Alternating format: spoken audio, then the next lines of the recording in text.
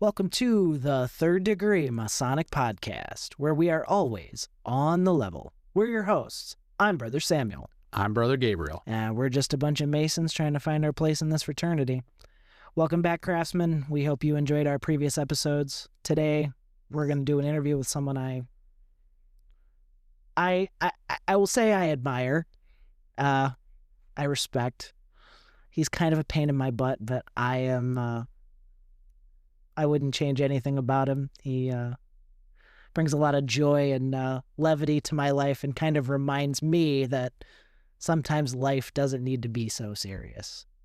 Sounds like a good guy. Yeah, well, you know who I'm talking about. Yes, I do. We are talking, of course, of the one, the only Brother Clayton Walker, a.k.a.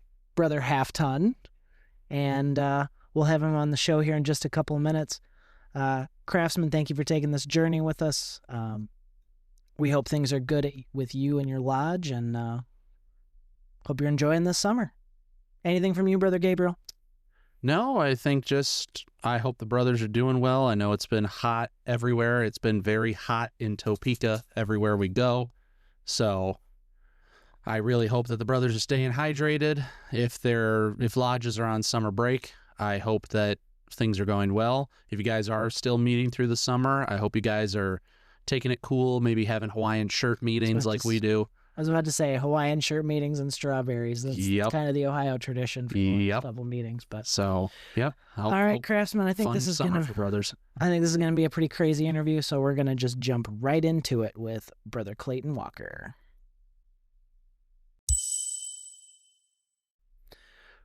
And today, craftsmen, we have the one, the only Brother Clayton Walker, a.k.a. Brother Half Ton. What's up, guys? How we doing? How's it going? Oh, we're doing all right.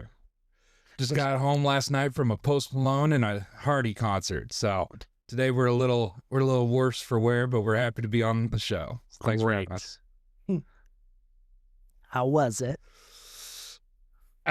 So if you're following TikTok like I am, as we all usually are, on my feed has just been nothing but just the EMS calls that were last night. I think at the highest I counted, I got to about 40.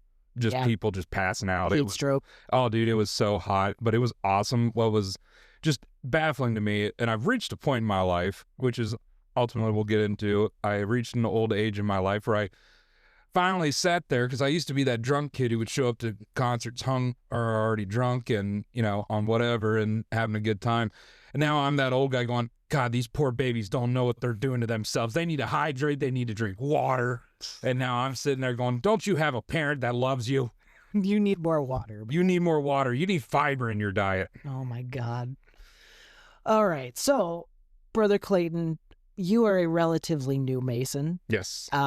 Just raised how long ago? About 3-4 weeks ago. It was about May 18th, I believe. Okay. Or no, 21st. May 21st. Yep. 21st. So we are pretty much hitting on straight on a month. So what's interesting for you is not so much the journey that you've been on in Masonry, but the journey that got you to Masonry.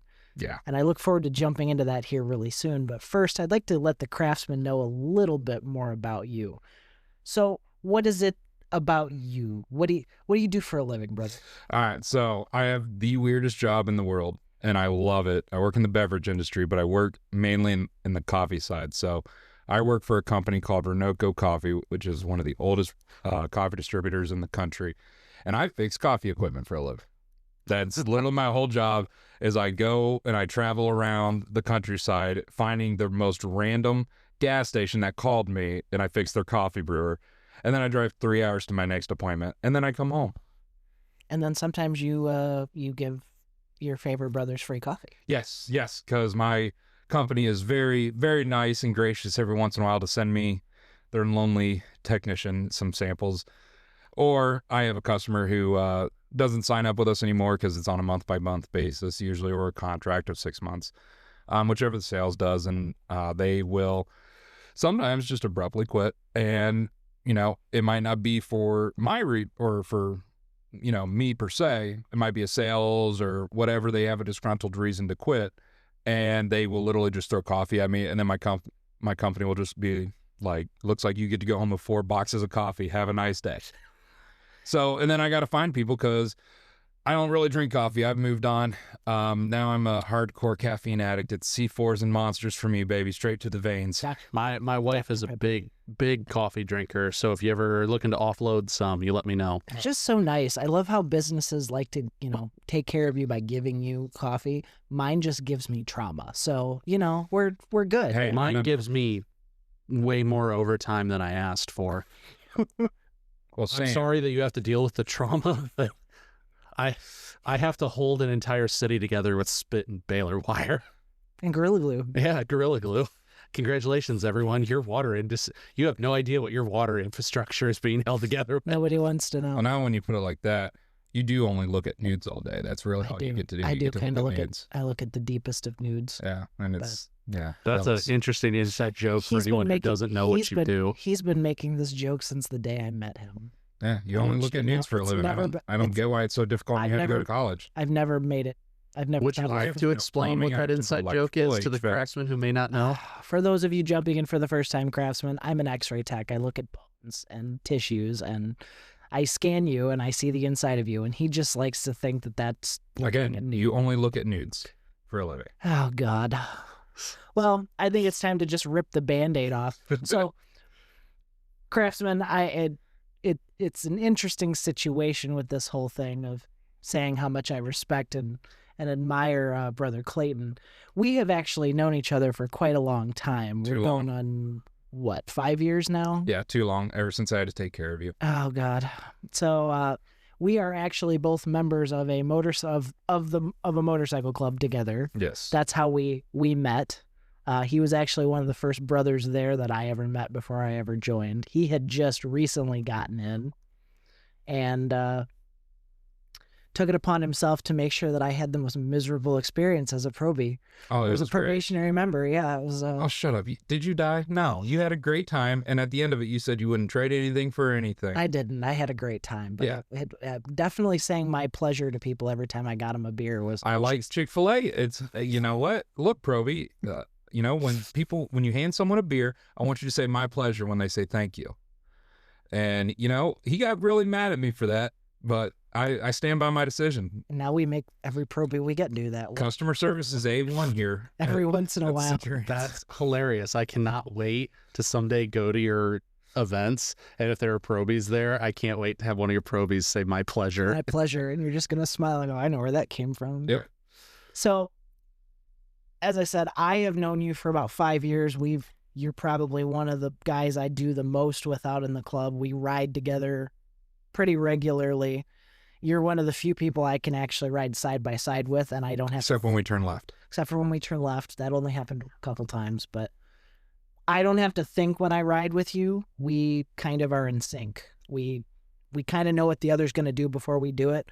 One time we were in this big group and we were going through about 50 roundabouts, and while everybody else had to kind of slam on their brakes and slow down, him and I just hit him at like 40 or 50, and we just swooped around him. We didn't even think about it. It was just like, whatever. When you ride with someone for so long, and you spend and that's the whole point of, getting in a motorcycle club, or at least it should be, is you want to create a bond with someone and these guys, and to where you don't even have to think. You just have to react. So when we come up on a roundabout, I know if I'm in the left position or if I'm in the right position, I know exactly what Sam's going to do before he does it, and he knows exactly what I'm going to do. The only thing is timing it, right? It's all about timing. How do we time it? He knows he can listen to my pipes because my pipes are always louder than his, and he usually goes off that. And so with me being able to anticipate that, now there are the occasional instances where, he has to go first or he has to do whatever, and I know that usually about him, right before it happens. But that's the whole point of being in an MC, or at least it should be for people, is you want to be so close with these people. It's almost like second nature. Yeah. Mhm. And it's actually kind of crazy because you don't Think about it. necessarily have to think or talk. The one time we went to go get tacos in BG, and we're driving down 75, and it's Wild West from that break off all the way to Bowling Green. And we're doing 75, 80.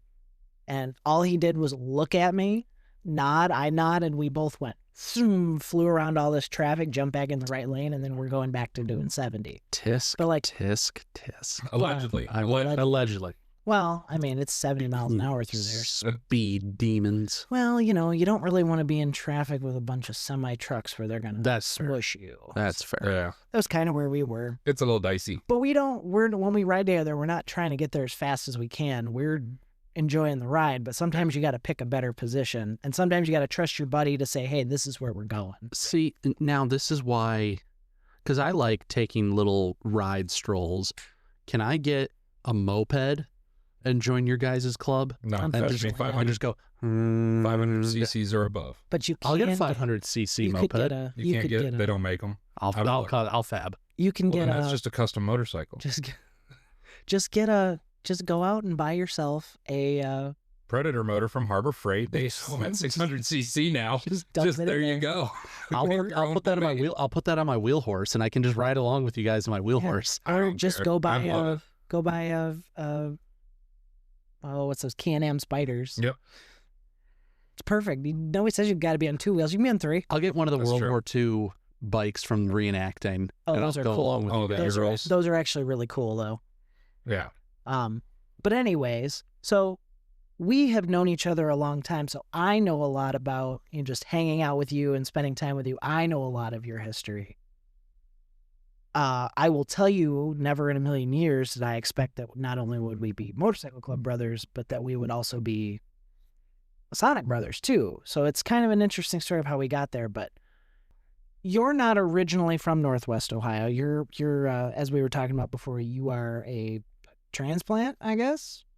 What did I say the last time? Transplant. I don't like being You're- called trans. you're That don't gel with me. He didn't like it either when I called him that. Yeah. I called him a transplant of Genoa Lodge, and he was like, I don't like that. Don't do that. Don't call me that. But anyway, so you're not originally from Northwest Ohio. Where are you from? So I'm from a little town called Asheville, Ohio, which is about an hour south of Columbus. Basically, I kind of grew up in Appalachia. I spent a lot of time in West Virginia and Kentucky growing up with my family. I'm on the Hatfield and McCoy side, so mainly the Hatfields.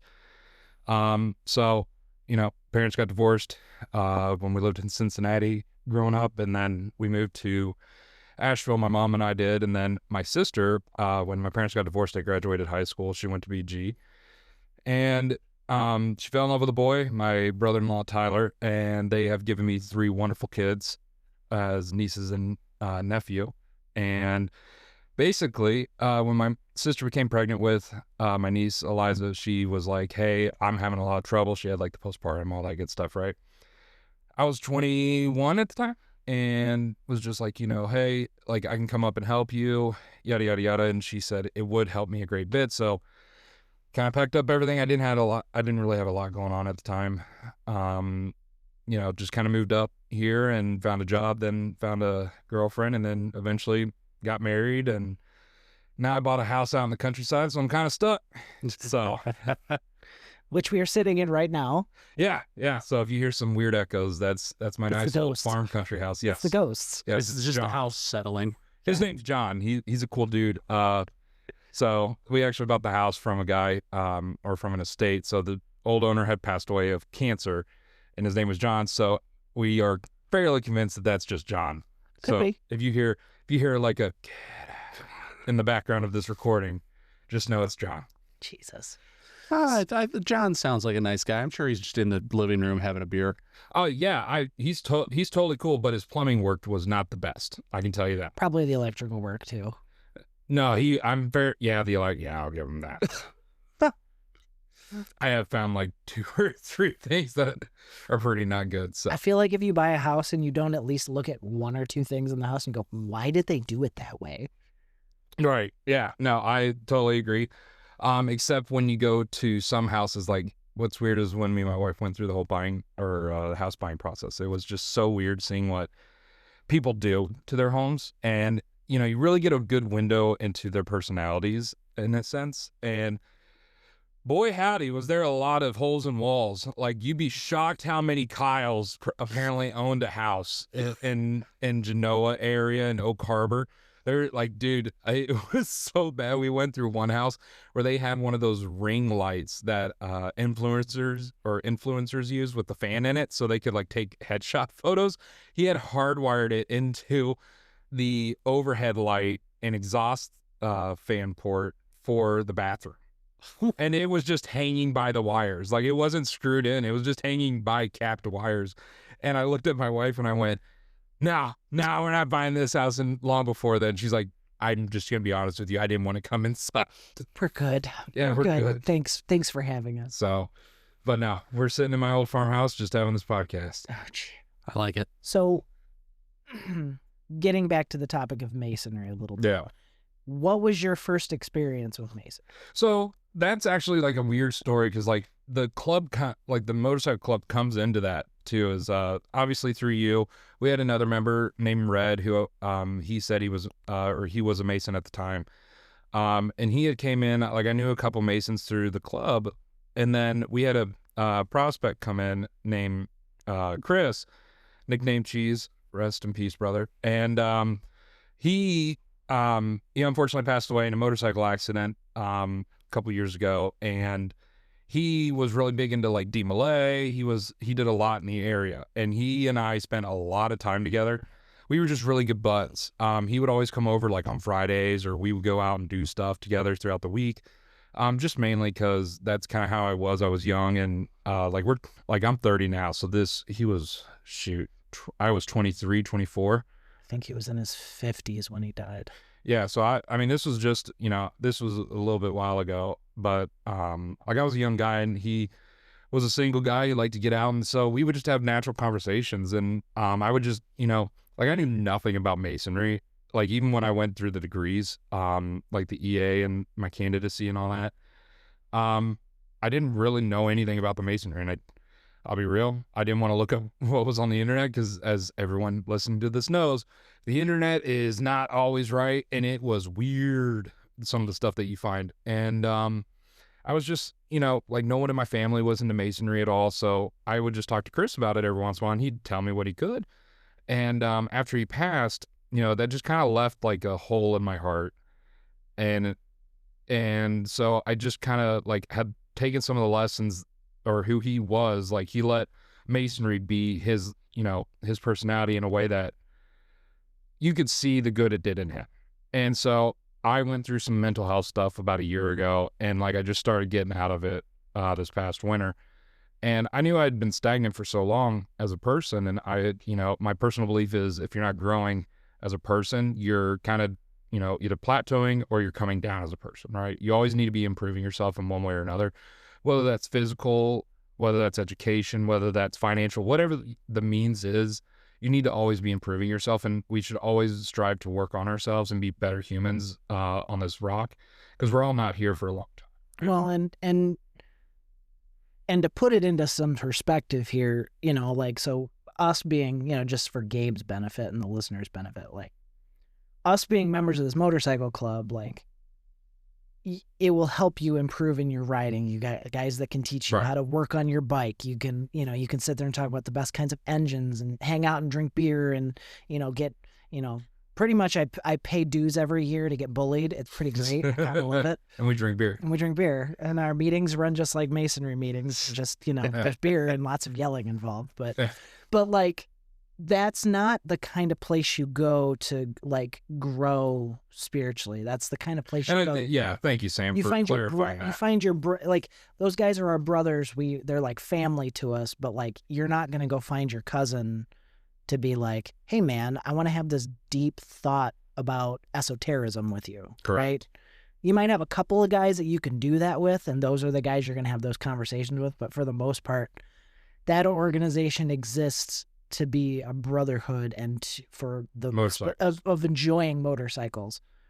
It doesn't pretend to have some higher thought process. Correct. Which is why for Which me, probably adds to the genuineness that you guys feel for it, is that it doesn't, your MC doesn't pretend to be something it's not. Right. You guys know what you're about. You guys are all honest guys, and you know what you're about. Yeah. Right. so it's just kind of a, for me, masonry scratches an itch that can't be scratched in any other way. Like, this is where I go to have my aha moment, my eureka moment.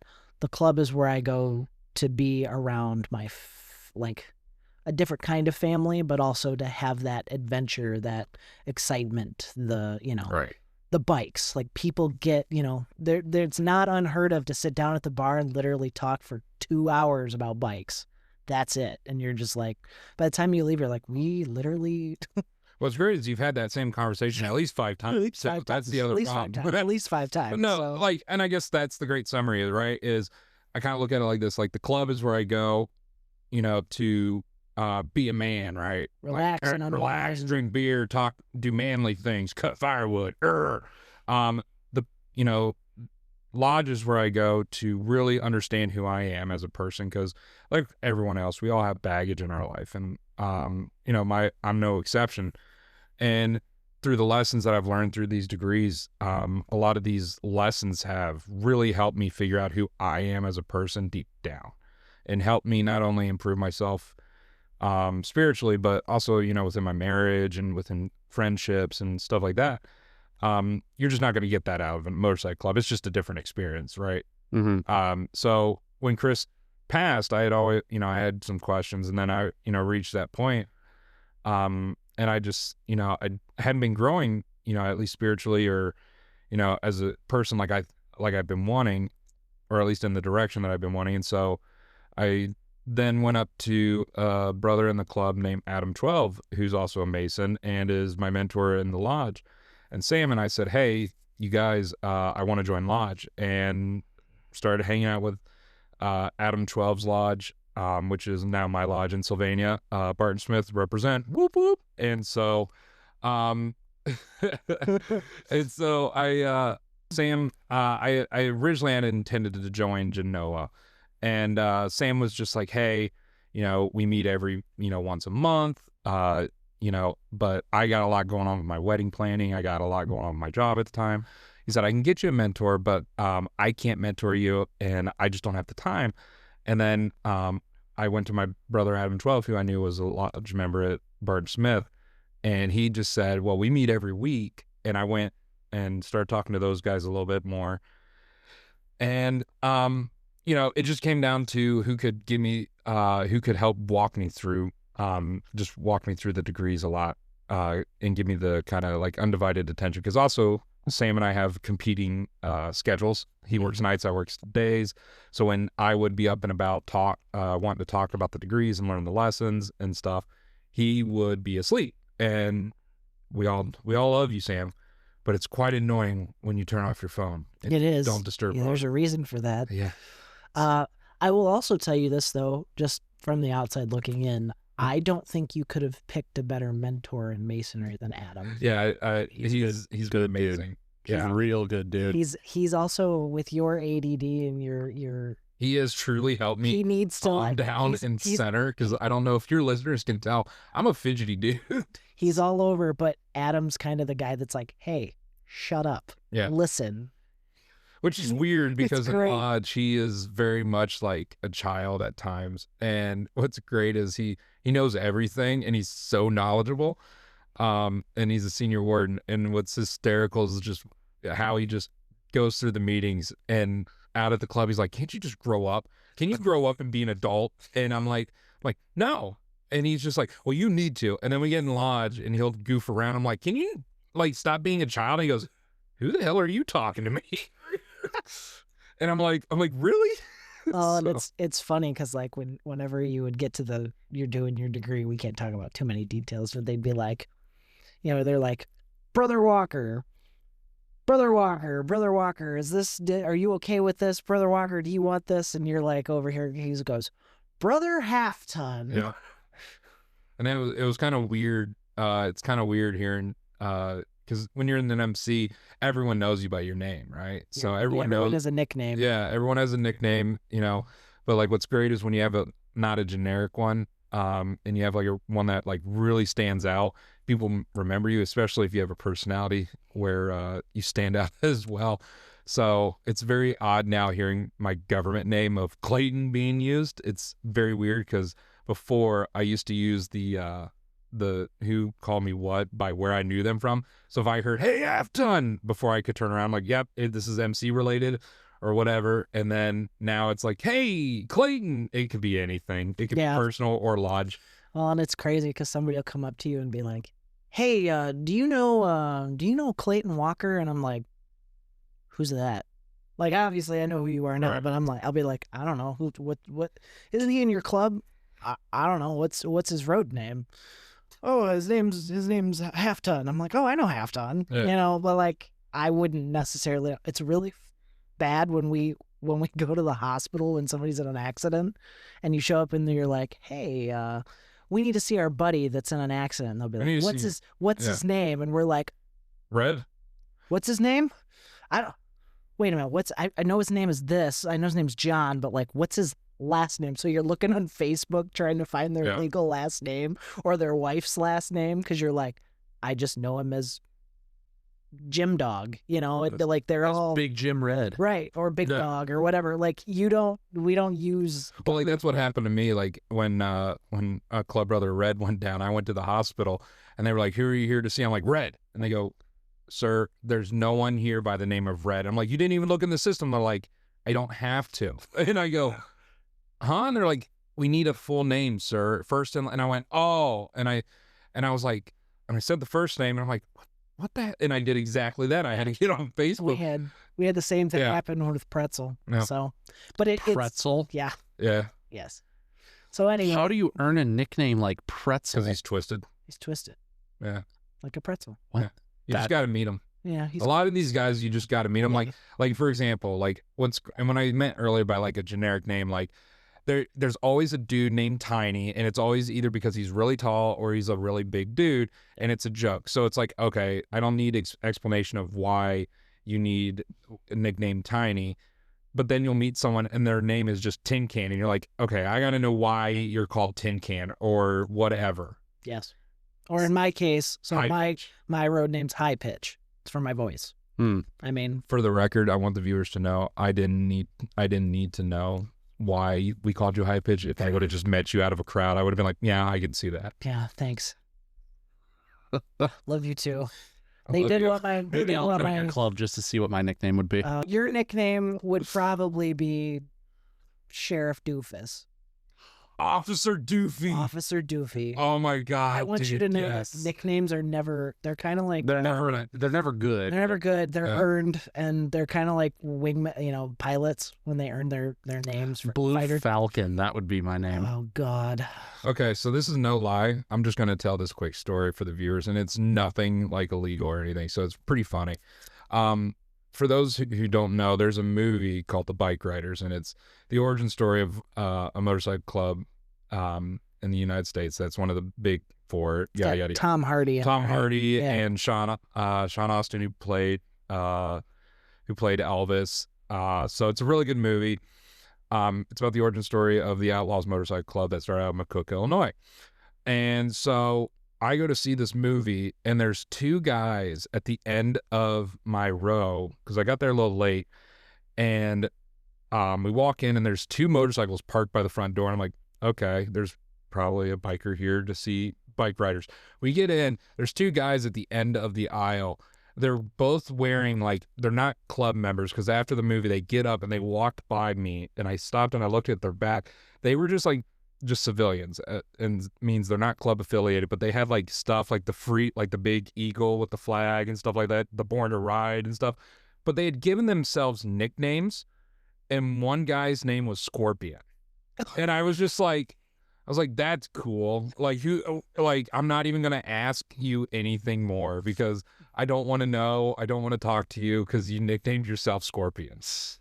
That's so weird. Yeah. And then the other guy, I forget what his name was but it was not as cool as Scorpion. You just like, you don't give yourself a nickname. Yeah, you have to earn it through a club. It's kind of like a patch, right? Yeah. Mm-hmm. Your nickname is something that you did, and it's something that people are always going to remember you. So like for me, Half Ton, right?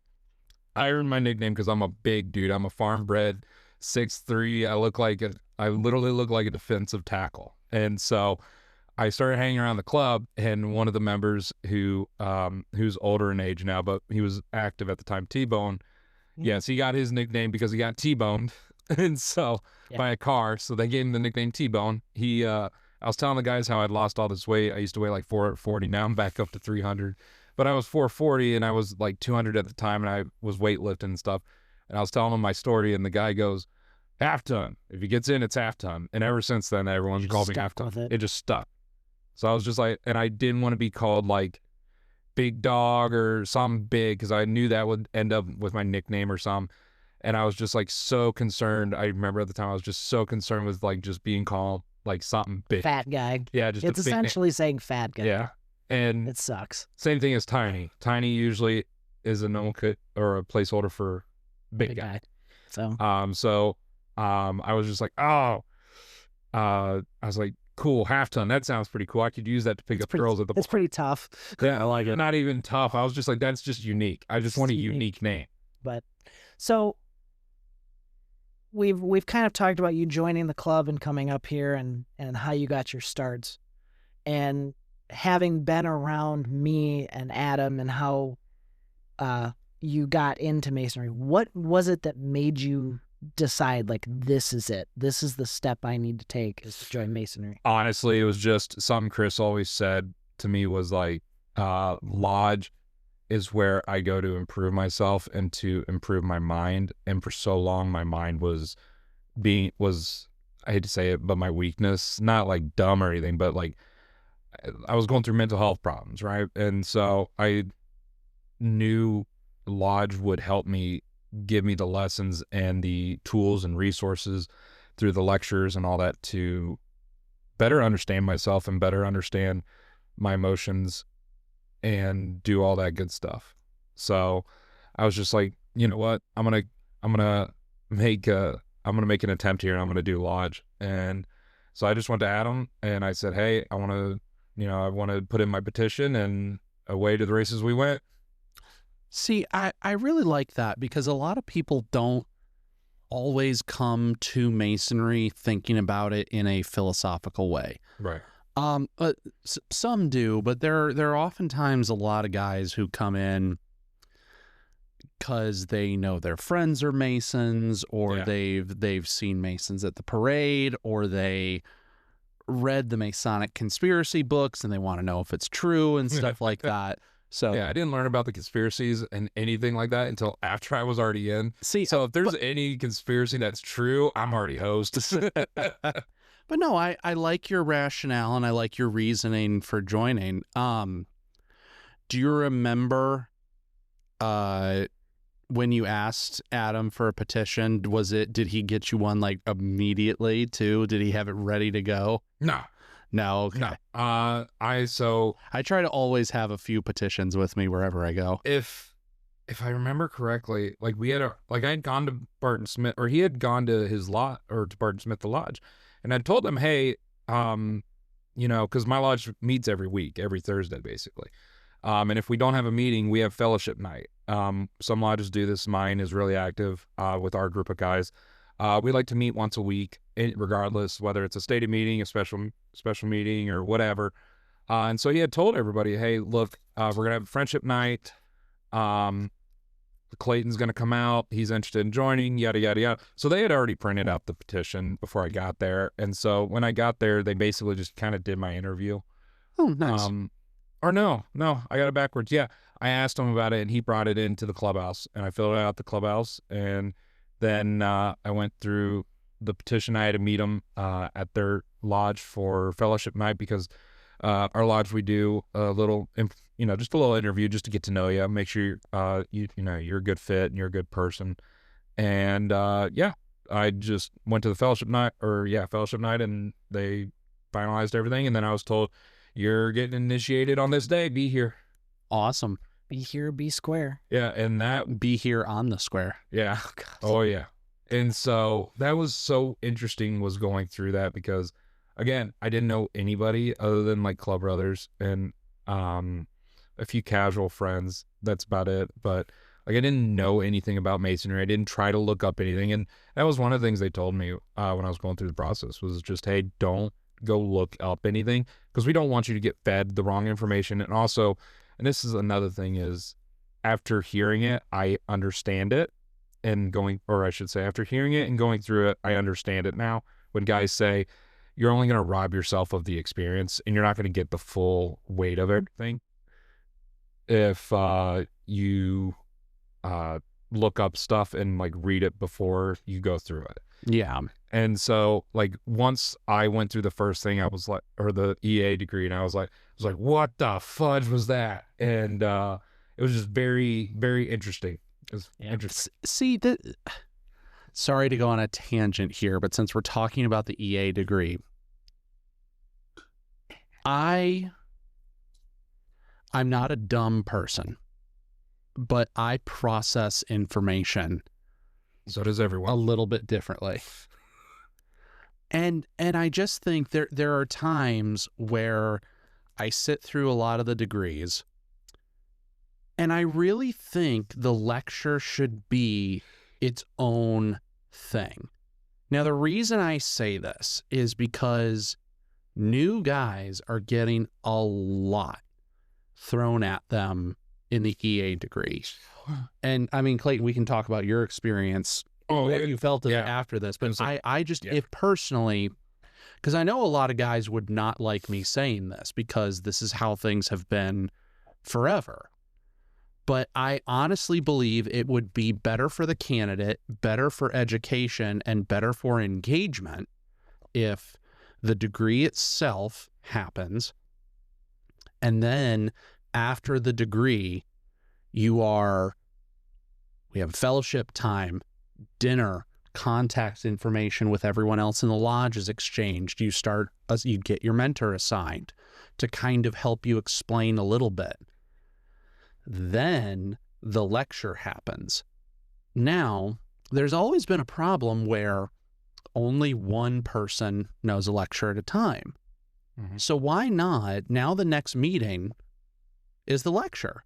Or it could even be, or you could even make a thing take longer, but now the lecture is its own thing where you can reconcentrate on that. And rather than having maybe just one person talking at you, multiple members of the lodge go through the lecture with you.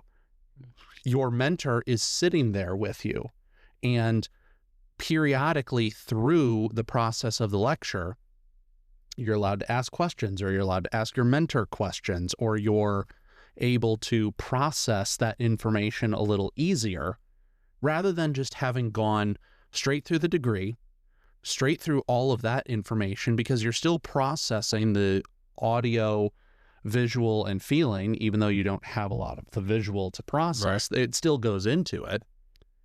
So instead of just overloading this new person, do it more strategically and for a way that's both more engaging and exciting for the lodge and for the candidate. I don't disagree with you. But no, I want to piggyback off of that statement, which is admittedly an inflammatory statement because some people might not like that. Well, and what's going to be interesting, each lodge kind of gets to decide how they do all this. Right. And talking about it going forward, I'm currently mentoring another member of our club, who I guess I can say his name now because we passed that resolution last year. Brother Ben. Brother Ben is going to get his Master Mason next month. And then after that, I'm looking forward to having him on the show. And then I want to have both of you on the show at the same time so we can kind of have a fun episode. Dude, we are not going to get anything done. This is going to be a 5-hour podcast of just nonsense. That's fine. That's okay. It'd be a great drinking game is like have your listeners, or maybe not even a drinking game, just have your listeners write down the starting topic and then the last topic and then all the topics in the middle, and we can just try to track how we got there. But it'll be fun because the thing is you guys have both had very different educational experience. We did different paths. And that's okay. No, it's 100%. And I think that's what's cool too is I didn't know what we're allowed to talk about because again, I'm a new Master Mason, everyone. It's kind of alluding to. Yeah. So you can... You took the class. Your lodge chooses to do the classic route, which is you get your degree, you memorize, and then you give back, and then you. And you guys did a more philosophical, which is interesting because I think it's also speaks to how we came to, because his story is his story, and he, I'll let him tell his story and, how he came to it. But after talking to him, and we've had this conversation many times of why we became Masons, I feel like our educational paths also spoke a lot to who we are and why we came to the lodge. Like, for example, Gabe was talking about how I came because I wanted the philosophical growth and all that. I already grasped a lot of the lessons that were, already there in the lecture, and I grasped a lot. And now what's great is Masonry is also multi-dimensional too. And I'm learning that when you're going through the degrees. But what's great is we came to the lodge for different reasons, and our educational paths also reflect that, because his educational path is different than mine, but it also is more tailored to what he wants to get out of lodge than what I came to get out of lodge. And which goes to a very important point that both Sam, you and I have talked to before, and to allude to the point that I was just making. Masonry does things for very specific reasons. And as you go through Masonry more, you understand those reasons. However, there are so many vastly different learning styles that I do think there is room to cater to and adjust to some of those learning styles to get you to a place where you can start moving into and understanding Freemasonry and why it does things the way it does. And I completely agree. Like, because I know that there are some guys of lodges who sit on the sidelines and they will swear up and down that no one who did principles proficiency and went through a one-day class is a Mason.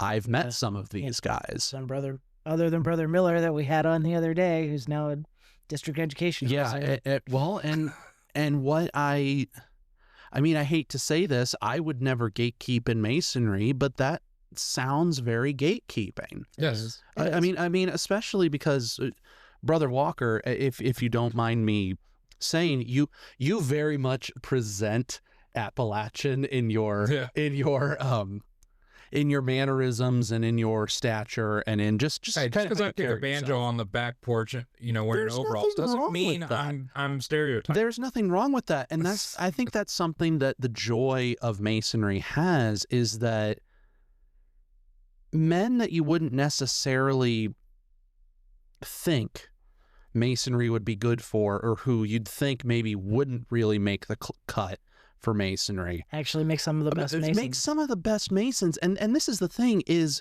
you have to kind of actually have a deep understanding of Masonry to understand that in the first place. I agree. And actually, a funny story about all that. So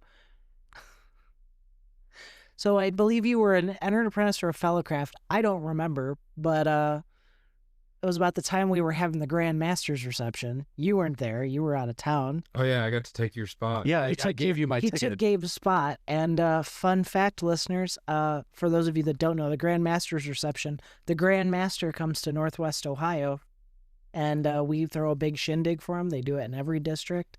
It's a big party. They lay out a red carpet and they give you roses and a lot of food, a lot of alcohol. It's a good time. It's a lot of fun. There's a lot of speeches, a lot of words are given, but it's fun. Not my cup of tea sometimes, but it's fun. Yeah. Well, he decided he wanted to go. We gave him your ticket, and lo and behold, did you know that you were supposed to sit with the Grand Master? No.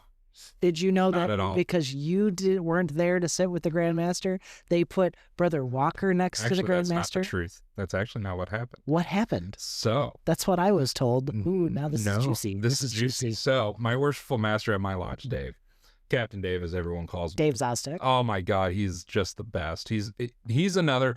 Here, can I just say this? I'm a young guy, and I'm 30 years old. I've never been involved in this. I have never met a group of individuals who are just so willing to call you and help you. Like, yes, the club does that. But this is like a different type of calling to help. Is I've never met a group of guys who were just so willing to just put a young guy who is new to this whole thing in the best spot. So what ended up happening was my worshipful master Dave was sitting next to him, and his partner wasn't there, so I got to sit. I was his, guest because I was a fellow craft. But the reason we were sitting there was because my brother Shane, who is in district, had assigned us there, so we got the honored seat. So your boy here was newly made fellow craft who had just passed all my proficiency and had a date, and now was sitting next to the first lady and the Grand Master for a whole night. They can't run away. They have to be there legally, I think. And so by code, by code, I think. And so next to us is also the honored guest and speakers and the keynote speakers. So I'm the only one there who doesn't deserve to be there. And it was just so amazing, just the wealth of knowledge that these men were able to give me. And just, I got to sit there and talk to him for just hours about masonry, and just, what kind of books he would recommend, what some life lessons he would give to a new member who's got a lot of spunk and, tenacity and wants to get this world and grab it by the horns and, just make a difference. And what's amazing was the advice that I got was completely different. It was not, oh, go run to every, a body, pending body, and join in and get us involved. It was, hey, congratulations, sit, take 6 months to a year before you join anybody. Mm-hmm. He goes, go around. He goes, because there's a lot of stuff to do in masonry, bud. And he's just like, you're going to burn yourself out. And he goes, till your journey needs to be unique. And, just kind of piggybacking on the one-day class stuff that we were just talking about, I will not judge another brother by how they got to the finish line, as long as they got to the finish line, right? Fairly. Yeah. Right? It doesn't matter, how you got raised, or, how long it took you, or the steps you had to go through, as long as you did it legitimately and you did it. Right. Like, that's all that matters. Because, my opinion is we're a brotherhood and we're a fraternity. And, that's, yes, we have the philosophical lessons behind everything, but at the end of the day, that's what we're meant to be, as a brotherhood and a fraternity. And for one brother to look at another and say, well, I did it this way, my way's better than how, well, that's not fair either. Because just kind of like the MC, right? I can't, just because I ride a Road Glide or a Road King doesn't mean I should judge anyone riding a Road Glide. Just because I like it, no fairing, doesn't mean that his way of riding is wrong. Right. It's just the same thing. And that's how we can all agree that, Hondas are crap, but like, hey man, them Goldwings have AC now, dude. That's amazing. My first, they're gonna do the pods over them. My first bike was a Shadow, so I can't say anything. Just get a car. It's called a Honda Civic. Honda Civic. But no, I can't be in your MC if I have a Honda Civic, but I will just take ride a a wheel Honda off. with a big bubble on it. Just take a wheel off, then and call it a trike. Oh God. So anyway, I want a Civic trike. So two things I would argue about the Grandmaster's reception. One, you were probably the most deserving person to sit in that spot to learn from the Grandmaster, most worshipful Brother Sean Johnson. Mm-hmm. Yes, great man. Part two, I just want you to know the whole time you were sitting there, I could feel my dues card ripping in my pocket. I was just waiting for you to say some offhand didn't joke. find my dig jokes as funny as I did. Oh God. Oh no. That's why I was sitting there. I was like, well, it was fun being a Mason while it lasted, Adam. I'm joking. I didn't say any of those jokes. I know you didn't. You did a great job. But it was great. Everyone in my lodge was like, it was great having a lodge while we had. Right. Just gonna burn it to the ground. Yep, they're gonna take our charter away. Just light a match. Yeah. Next thing you know, we fail the next 3 inspections. Yeah, right. Oh man. Oh, that would be terrible. But no, and that's it's so funny because like me and Ben, I brought Ben as my MT. He's sitting next to me and we're watching you, and the whole time he's like, "Are you okay?" And I'm like, "I just have this twitch, right?" I don't know. I have a sixth sense. And then Clayton would turn and look at me and wave and smile, and I'm like, "Oh God, what are you saying?" He's talking directly to him, and then brother would laugh, and I'm like, "Oh, is that a real laugh? Is that a real laugh?" No, dude, I had him rolling. So our honored guest and speaker, they had a great story. It was a state trooper who had lost a kidney due to an infection, I believe it was. Mm-hmm. And his best friend in the entire world was the only match in Ohio or whatever, and they'd been best friends for 12 years or whatever. He gave it to him, and it was just kind of their story about brotherhood. was a good portion of the speech. And so it was really cool getting to talk to them. I got to ask them some cool legal questions that I may or may not use to my benefit down the road. But it was great getting to talk to everybody, and I was so humbled with the experience, and Sean was really gracious. Afterwards, he was grabbing guys from district who I hadn't met yet that he knew were impactful in our area, and was like, hey, this is fellow craft, soon to be Master Mason Clayton, and would introduce me to people and say, hey, look, he really wants to do this. And he was just very, very, very gracious to me. And so Good. can't thank you enough, bud. Sorry I missed you at my raising, but we still had a good time. They changed the date. I invited him because I was like, oh, I'm going to be the pretty girl at the bar. He was going to come. Yeah, he was. He was going to come, but they changed the date of it. So then we had to pivot. I think they changed the date because they didn't want to mess up anything and look. and they said, we don't need that pressure. Yeah, that's a lot of pressure. So too much pressure. And on top of all that, I have 2 questions now to move things forward in a direction. Any direction. Which one of the 3 degrees do you think impacted you the most? Oh, God. God, it's a tie, really. If I really had to say what impacted me the most, I would say probably the Master Mason, but that is just squeaky, and I'll give my reasons why. My initial thought is the EA, just because I know that's the most. The fellowcraft degree never gets the love it deserves. I know. It's the forgotten degree. It's the bridesmaid that's never the bride. Yeah. It felt like I was a fellowcraft for far too long. You need to meet Brother Tanner, who was a fellowcraft for like 2 years. 2 years. Oh, that's great. He's a COVID baby. But no, the fellowcraft is a great degree. It is truly the forgotten degree. But here's why I say the Master Mason. Yes, the EA, because it really introduces you to what this is all about. And it's really your first kind of foray into this world, and it's really just opening the door to the realm of possibilities. Master Mason has allowed me to travel because when I got raised, I said, I'm going to be a traveling Mason. And I have gone to, I get on Grandview and I look at lodges outside my district, the 11th district, and I'm like, and I'm sending emails going, hey, brother, blah, blah, blah. If their name's listed, I am a newly raised Master Mason. I haven't given my proficiency. Can I please come sit in on lodge with you guys on this date that you guys have stated? And I've been to a good portion, if not all there's like 3 that I'm missing in the area now. But I've been to pretty much all the Masonic lodges in the area, and it's just... He really has. Oh, yeah, you've been traveling quite a bit. Yeah, and so my company has me going to Oklahoma possibly in September or October. And so the first thing I said to my boss, because what's cool is when I became an EA, I found out very quickly who are Masons around me, my boss being one of them. But I kind of already knew he was a Mason, and a bunch of people in my work are Masons, and my cousin is a Mason. Hey, Michael, what's up, bud? And so I didn't know these people involved in my life were Masons.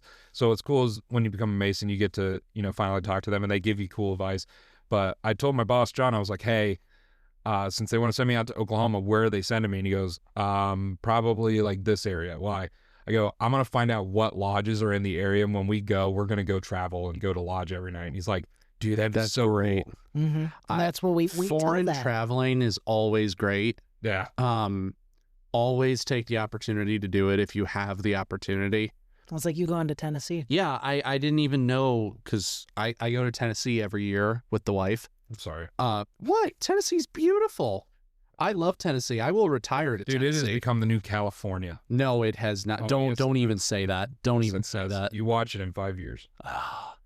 But no. So we go to Newport, Tennessee every year, and I didn't know there was a lodge there until not last year, but the year before, because I was leaving town and I had never seen the sign until I just happened to see it out of the corner of my eye.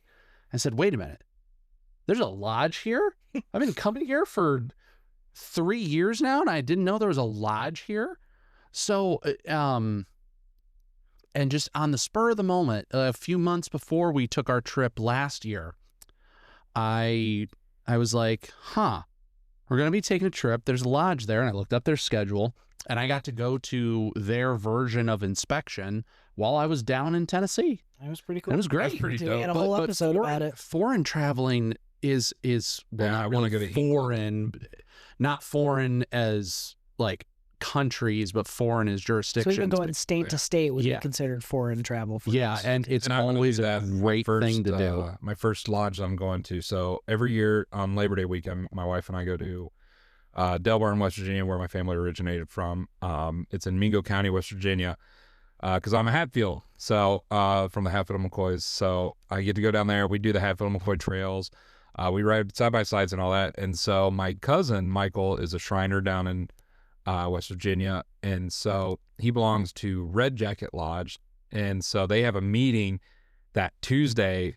And so I told my wife, I said, I think you might have to go home, and I'm going to stay an extra night, and I'm going to crash at like my Aunt Marlene's house or something and go to lodge with my cousin at Red Jacket. And she's like, are you serious? I said, oh yeah, I got to. This is amazing because it's a lodge in where my family originated from. Like my family, we did my genealogy. My family literally moved to this little mountain range in West Virginia, in Mingo County, literally like right after the Revolutionary War, and never moved away until my mom did. My mom and dad did. So they're just in the compound. yeah. Love it. Well, hey, I told you that in confidence. We don't talk about that. Yeah, we make our own diesel. Shut the fuck up. And so West Virginia's loneliest holler. Oh God. no, that's where the what the hell's those people? Yes. The trailer people. Yes. You know who I'm talking about? Yeah. That bark and all that. Yeah. God. It's because I'm live. It's messing me up. But I met those guys. They're weird in person.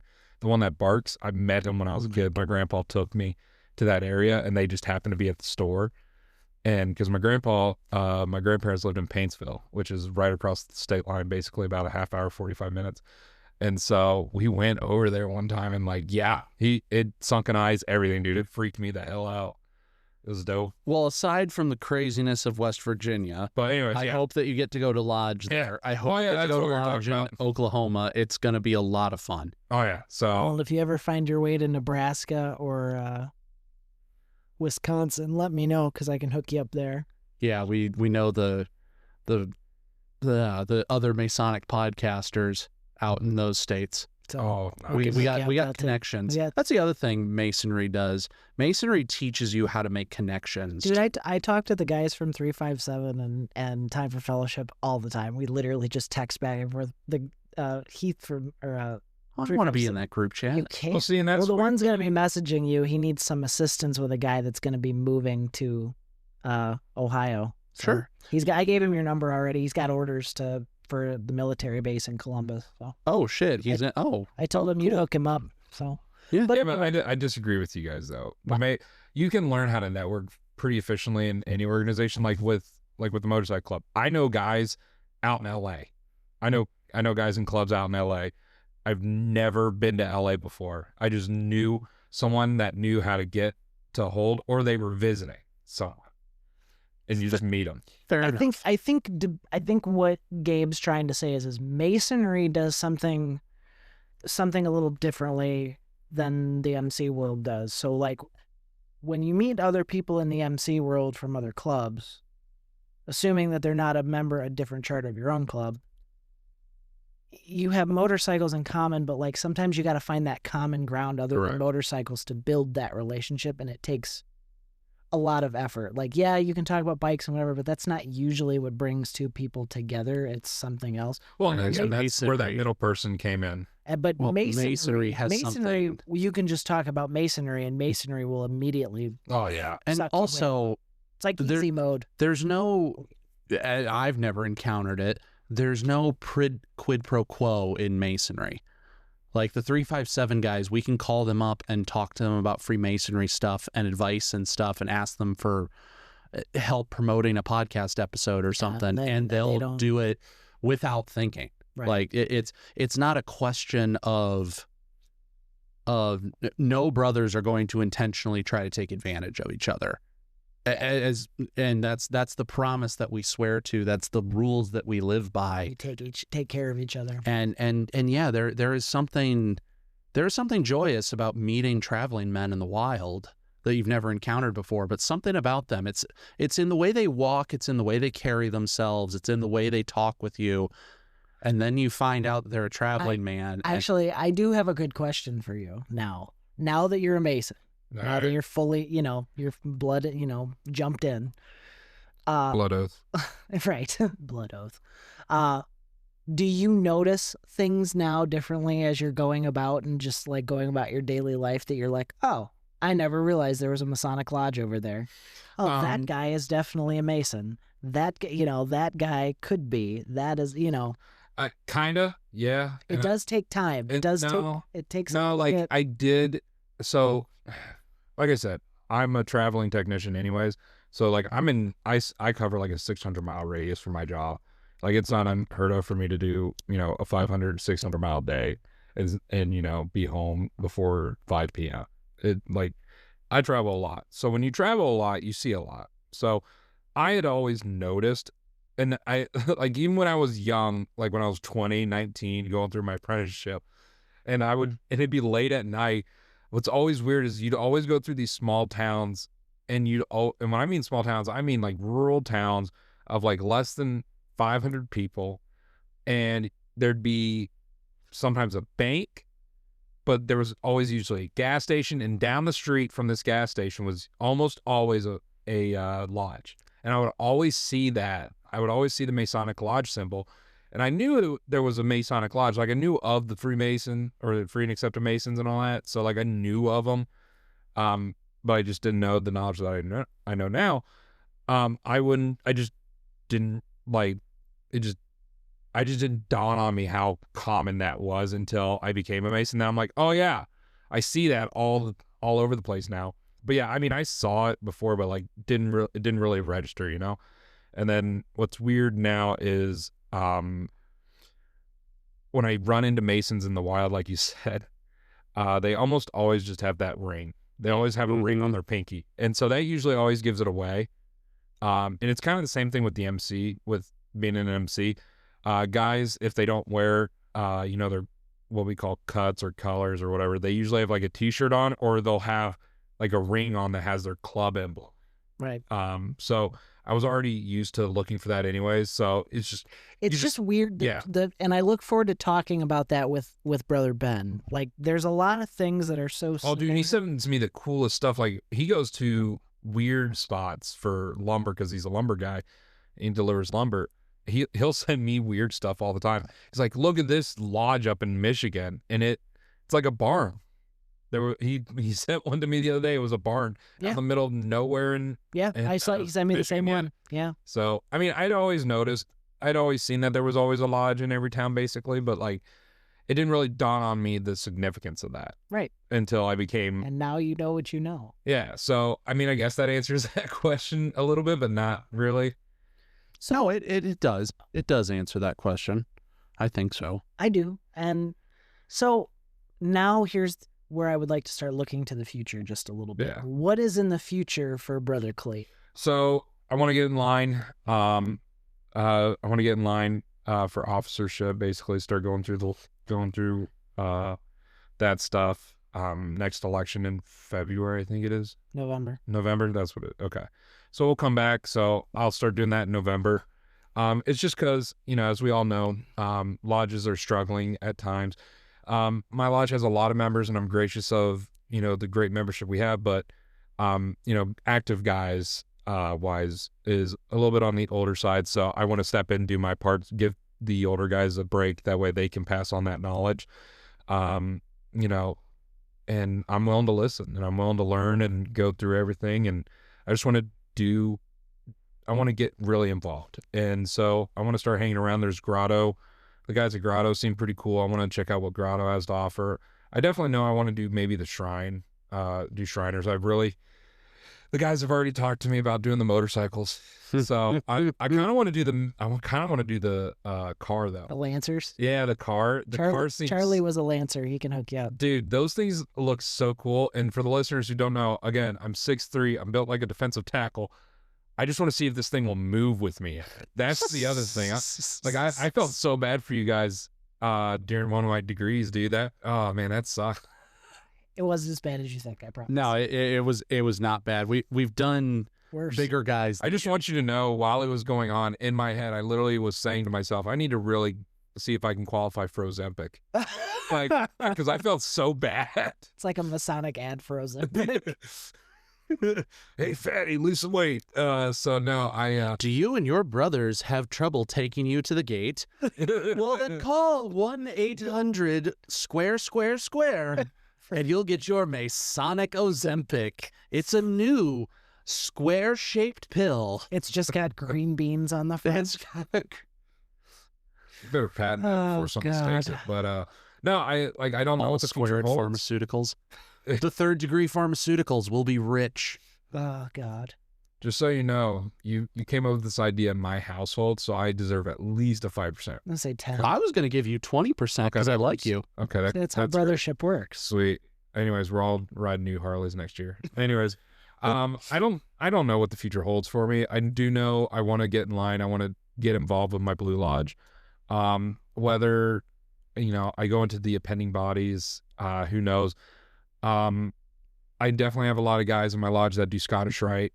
So that's probably the next logical step. After Blue Lodge is Scottish Rite. Start working my way through those degrees, get up to 32nd. God knows after that. And that's the other thing, right? Is I've also lived my life kind of like, I wouldn't say on a whim, but like I'm very impulsive, if you couldn't already tell. I just, kind of want to just see where it takes me. But I'm excited for the opportunities that I'm going to have come my way. That's what I'm looking forward to, and just seeing where it goes from there. I definitely want to do the shrine though, because I believe in giving back. My lodge just gave $400 at our last meeting to the Grand Rapids Food Bank, Otsego Food Bank, which I volunteer with every once in a while. So I'm really big into charity. I want to do stuff with the Shriners Hospital, see where that may go. But the world's your oyster, bro. It'll be interesting to see. I'd like to have you back on the show in the future.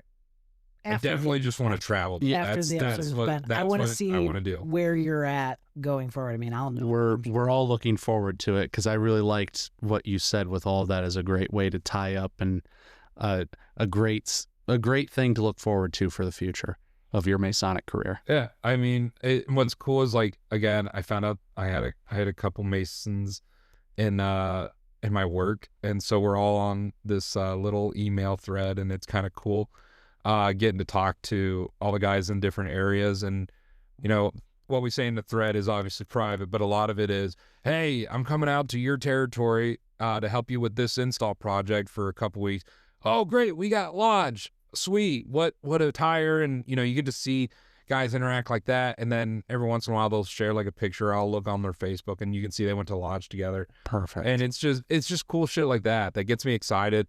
I haven't met a bad Mason yet, and I hope I never do, but I'm just excited to see what the next year holds. I'm not holding my breath for anything, or I don't have any sort of expectations for anything.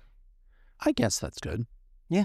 Well, I mean, I feel like that's the best way to look at life, and this is going to kind of sound sad, but if you don't have expectations, you can only be surprised and, kind of happy about how things turned out. Yeah, I guess in a roundabout way. Yeah. But well, Brother Clayton, I'm really looking forward to being with you for the future of your Masonic journey. Because unfortunately, you're stuck with us. Like herpes. Yeah. Yeah, pretty much. And on that note. And on that note, craftsmen, thank you for joining us on the Third Degree Masonic Podcast today with Brother Clayton Walker. And remember, craftsmen, keep your working tools in order. And always be on the level. Thank you.